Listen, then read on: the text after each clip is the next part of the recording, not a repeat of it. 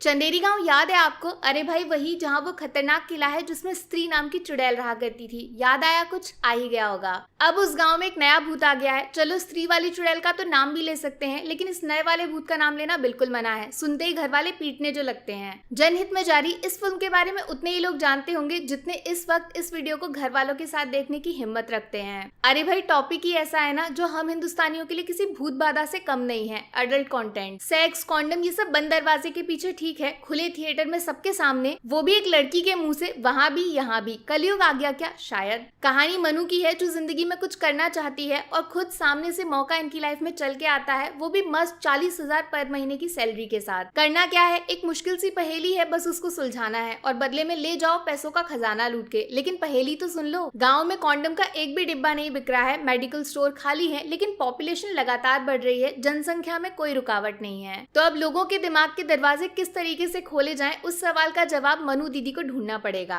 लेकिन कहानी में ट्विस्ट ये है कि अपनी हीरोइन पूरे गांव, देश, दुनिया के साथ साथ जिस सबसे बड़े विलन से लड़ रही है, वो रिश्ते में खुद इनके ससुर जी लगते हैं। मतलब मामला सिर्फ प्रोफेशनल नहीं, पर्सनल भी है। ऐसी दुश्मनी जिसमें जीत भी मनु की है और हार भी। देखो बॉस, से फिल्म का टॉपिक पकड़ के इसको रिजेक्ट मारने की गलती बिल्कुल मत करना। भरोसा करो पूरे 2 घंटे आपको सोशल मैसेज समझ आए ना आए, लेकिन एंटरटेनमेंट दिल खोल के मिलेगा। विकी डोनर देखी थी, पसंद भी आई होगी, बस उसका फीमेल वर्जन समझ सकते हो आप। इस फिल्म को सिर्फ कास्टिंग बदल गई है। वही कॉमेडी मिलेगी जबरदस्त टाइप की, फैमिली ड्रामा जिसमें इश्क, प्यार, जंग सब कुछ है। हर दूसरे डायलॉग में एक फनी लाइन आती है जिसको सिर्फ सुनकर या सोचकर आपकी हंसी छूट जाएगी। मेन मुद्दा है अवेयरनेस फैलाने का, एक सेक्सुअल टॉपिक जिसके बारे में बात करने से हम सब डरते हैं, लेकिन क्यों, ये पूछने की भी हिम्मत नहीं है किसी के अंदर। वो हिम्मत इस फिल्म में है। फिल्म का एक्स फैक्टर यही है कि इस बार हीरो नहीं, खुद हीरोइन आगे बढ़कर मर्दानगी वाली बातें कर रही है। शर्म जिससे आप डरते हो उसका कत्ल हो चुका है, लेकिन बड़ा हसीन मर्डर है ये। हाँ, सब कुछ मजाक मजाक वाला ही नहीं है, कुछ सीरियस इश्यूज भी उठाए गए हैं जिसको डिटेल में पढ़ोगे ना तो काफी कुछ सीख सकते हो आप। चॉइस आपकी है, सिर्फ हंसना है या फिर बदलना भी है। कहानी को स्पेशल बनाते हैं फिल्म में काम करने वाले लोग। ये वो एक्टर्स हैं जिनका नाम आपने नहीं सुना, लेकिन फिल्म देखने के बाद इनका काम भूल जाओ, ऐसा ये होने नहीं देंगे। थिएटर में पूरा चंदेरी वाली फीलिंग आ रही थी क्योंकि बात करने का तरीका एकदम गाँव वाला है। मुंबई वाले एक्टर्स खो गए हैं, नेचुरल हंसी आएगी आपको, बनावटी नहीं। स्पेशल तारीफ करनी पड़ेगी नुसरत की, जिन्होंने इतने बोल्ड लेकिन इंपॉर्टेंट टॉपिक को सिलेक्ट करने की हिम्मत दिखाई है। कमाल की बात यह है कि फिल्म का टॉपिक भले ही सेक्सुअल है, लेकिन नुसरत का कैरेक्टर एकदम संस्कारी टाइप का है। वो ग्लैमर का लालच देकर थिएटर तक भीड़ को खींचने वाली चालाकी यहाँ इस्तेमाल नहीं की गई। यहाँ फिल्म का फन प्लस स्ट्रॉन्ग कंटेंट लोगों का दिल जीतने के लिए काफी है। साथ में विजय राज जो कैरेक्टर प्ले कर रहे हैं वो हम लोग हैं, आप, मैं, हमारे घर वाले। ढूंढोगे तो हर कोई मिल जाएगा इनके अंदर। शुरुआत में ऐसा लगता है जो ये बंदा बोल रहा है उसमें गलत क्या है, लेकिन धीरे धीरे जैसे फिल्म आगे बढ़ती है दिमाग में सिर्फ एक सवाल आता है, इतना गलत कैसे बोल सकते हो यार। मेरी तरफ से जनहित में जारी को मिलेंगे 5 में से 3 स्टार्स। पहला तो रियल कॉमेडी, दिल खोल के हंसाने वाली। दूसरा नुसरत का टॉपिक सिलेक्शन, विजय राज का फनी तरीके से विलन प्ले करना